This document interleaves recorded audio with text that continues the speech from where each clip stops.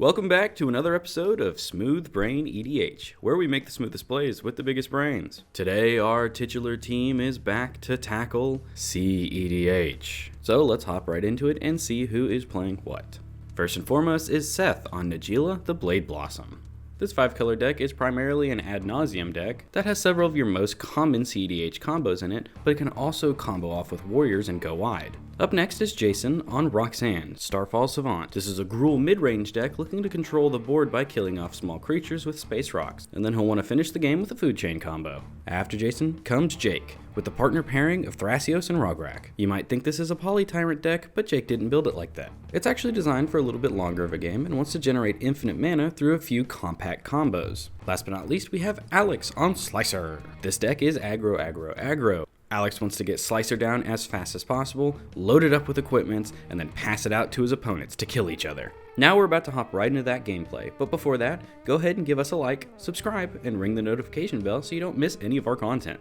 And be sure to check out the description where you can find links to our social media, public Discord server, our deck lists, and our Patreon. We're also sponsored by Dragon Shield, so check out our affiliate link in the description below if you're looking to pick up any sleeves, deck boxes, or playmats. And don't forget to use the code SMOOTH5 at checkout for 5% off your order. We're also sponsored by Inked Gaming, so check out that affiliate link too if you're looking for any custom playmats. And one final thing before we hop into the gameplay. The winners of our previous giveaway, where we were giving away 2 precon decks, never responded when we announced that they won. So we'll be choosing new winners soon, so keep an eye out for that. Looks like Seth wins the die roll, but Alex has a pregame effect in Gemstone Caverns, and he exiles Urza Saga. The turn is then passed to Seth, and he'll start off with a Tropical Island as land for turn, and then he'll just pass to Jason, who starts off with a Misty Rainforest, and he'll immediately fetch for a Forest, which is then tapped to cast a Delighted Halfling, and then he'll pass the turn to Jake, who will start off with his own basic forest, and then he'll free cast Rograkh, and then Lotus Petal, and then with the Petal in the forest, he'll cast a Bloom Tender. Then the turn is passed to Alex. He'll start off with a mountain, and then free cast Mana Crypt, which will let him pay 3 to more than meets the eye Slicer. Then with his last mana, he casts Mirren Bane Splitter, and it attaches to Slicer. Then he'll move to combat and hit Seth for 5 commander. And upon connecting, it will convert into the front side, Slicer Hired Muscle. Then the turn is passed to Seth, and Alex will have Seth gain control of it, so it's untapped and goaded and can't be sacrificed. Then Seth will start off with a Birds of Paradise. He'll then exile Simian Spirit Guide for a red mana and use that to cast Ragavan. Then Seth will move to combat, and Slicer is swung at Jason for 5 double strike. And he'll just take it. Then Seth will pass the turn to Jason, and he gains control of Slicer. And said Slicer is immediately swung back at Seth for 10 more commander. But Ragavan is put under the bus. And Jason says, "Man, it's too bad Slicer can't be sacrificed, but it can be exiled. Here's a food chain." And it's hard to see, he did play a Carplution Forest as land for turn to help cast this.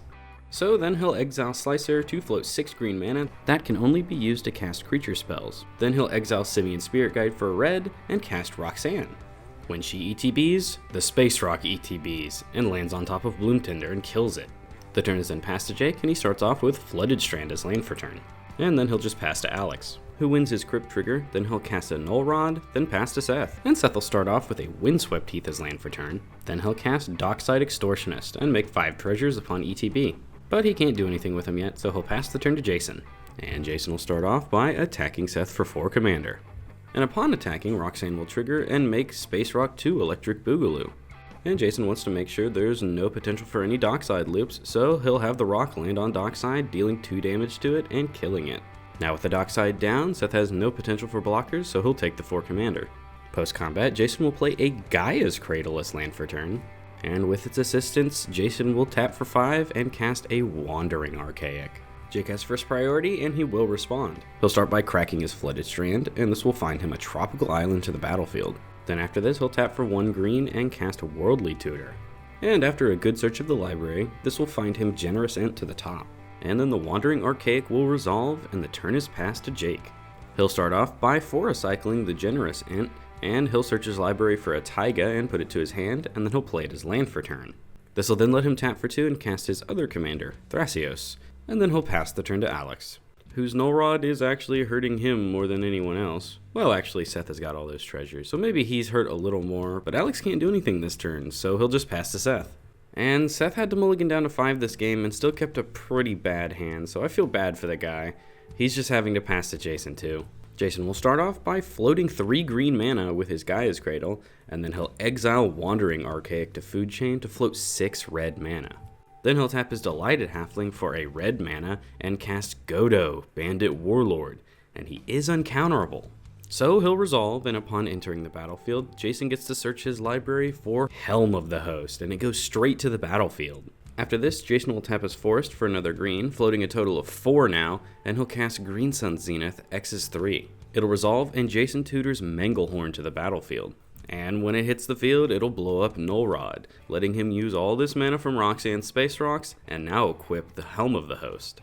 So yeah, thanks to Roxanne's second ability, he's able to tap the Space Rocks for 4, and then a land for 1 more to equip Helm of the Host to Godo. But Alex, my beautiful king, will respond by tapping for 2, and he'll cast Smite the Deathless on Godo. 3 damage is exactly enough, and Godo is exiled.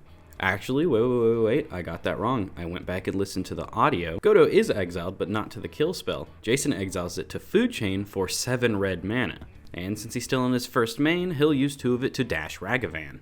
Then he'll move to combat, and Ragavan is sent over at Alex, and Roxanne is swung back at Seth. Attack trigger, and Jason will get another Space Rock, and it will kill Birds of Paradise when it ETBs. Then everyone will take their damage, and Jason will make a treasure token, and Alex exiles Mox Opal. And thanks to Roxanne, Jason's treasure will tap for 2, and he'll use it to cast a Sylvan Library. He then says he doesn't want to feed a potential Dockside even more, so he declines on casting the Mox Opal, and then he'll pass the turn to Jake, who will just tap for 3 and pay 2 life to cast Phyrexian Metamorph. He considers just copying Mana Crypt, but Jason tells him that copying Roxanne is just a much better idea, so Jake will do that, and he makes his own Space Rock. And he decides the 2 damage is going to go at Seth's face to worsen a potential ad nauseum. The turn is then passed to Alex, and he saves his 3rd Crypt trigger in a row, and then he plays a basic Mountain as land for turn. He'll then tap for 5, and More Than Meets the Eye Slicer again, and then pass the turn to Seth, who will just sit there for a bit, and pass his turn to Jason. Everyone becomes very suspicious. But Jason doesn't really care all that much. He's going to resolve Sylvan Library and pay 4 life to keep an extra card, and then equip Helm of the Host to Roxanne. He'll then dash Ragavan as well, cause why not, and then he moves to combat. Extra non-legendary Roxanne is created, which makes another Space Rock, which will hit Jake's Roxanne for 2. Then Jason will swing Roxanne's and Ragavan's at Seth for a total of 10 damage. Attack triggers will make 2 more Space Rocks. One will kill Jake's Roxanne and the other Rograkh, and then Seth will take his 10 damage. So Jason gets a treasure, and Seth will exile Grim Hireling off the top of his library. And Jason says, yes, absolutely, I will be casting that. So he does that in his second main. He then says, my snowball train has not ended yet, and he will Wreck Sage and kill Slicer. The turn is then passed to Jake, and he will play Windswept Heath as land for turn. He then just sits there for a little while and says, I think this is a pass angle. So yeah, he passes. And Alex is on fire, he saves Crypt again. Jason then finally remembers to return Ragavan to his hand. I know some of you already left a comment about it. After this, Alex will cast a Skeleton Key, which will be tapped soon. Then he'll cast Sword of Body and Mind, which will also be tapped soon. The turn is then passed to Seth, and he'll start off with a Soul Ring. Tapped Seth, and then he'll just pass. Jake will stop on his end step, though, to Chain of Vapor away Sylvan Library, because Jason's going to have a ton of mana this turn no matter what, but keeping cards out of his hand will potentially help the rest of the table. And Jason does decide to sacrifice his Pain Land to bounce Alex's Sword of Body and Mind. We'll then move to Jason's upkeep, where Seth will fetch. This finds him a Plateau, and he'll immediately tap it for a white to cast Silence. So Jason won't be casting any spells this turn, but he will move Helm of the Host over to Manglehorn, then move to combat and make a copy of it. And the ETB trigger will blow up Alex's Mana Crypt. Jason will then declare attackers, and he swings both Roxanne's, both Manglehorns, and Grim Hireling at Seth. Attack triggers will make 2 more Space Rocks, which will both target Thrasios. Jake will obviously respond by fetching for an untapped Breeding Pool, then he'll pay 4 mana to spin the wheel on Thrasios. Scry stays on top, and the revealed card is Scalding Tarn, which goes to the battlefield tapped. Then our Triton Daddy is dead, and then damage goes through, and Seth is dead. Now since Seth dies, Grim Hireling will be exiled, but its trigger still goes on the stack, and Jason will make 2 treasure tokens. And then Jason passes the turn to Jake, who will start off by tapping for 5 and casting Tezzeret the Seeker. He resolves and then is -1 for a Soul Ring. The turn is then passed to Alex, and he says he is so out of this game, so he's just gonna pass. There's nothing he can really do this turn. Now on Jason's turn, he'll just show the table an Eternal Scourge, and if you don't know, that goes infinite with Food Chain. And once he gets infinite red and green mana, he can start exiling and recasting Roxanne. And when you start doing that, you start getting space rocks that can deal 2 damage to players' faces. So yeah, Jason presents the loop here, and is today's winner. Congratulations to Jason and Roxanne. Well, what an exciting video. Well, mostly for Jason. But hey, it was a really good showcase of the new Roxanne cEDH deck. Let us know what you guys thought down in the comments below about it. And while you're down there, be sure to like and subscribe if you haven't already. Anyways, this is going to be a short outro. I'm tired. I hope you all have a smooth day.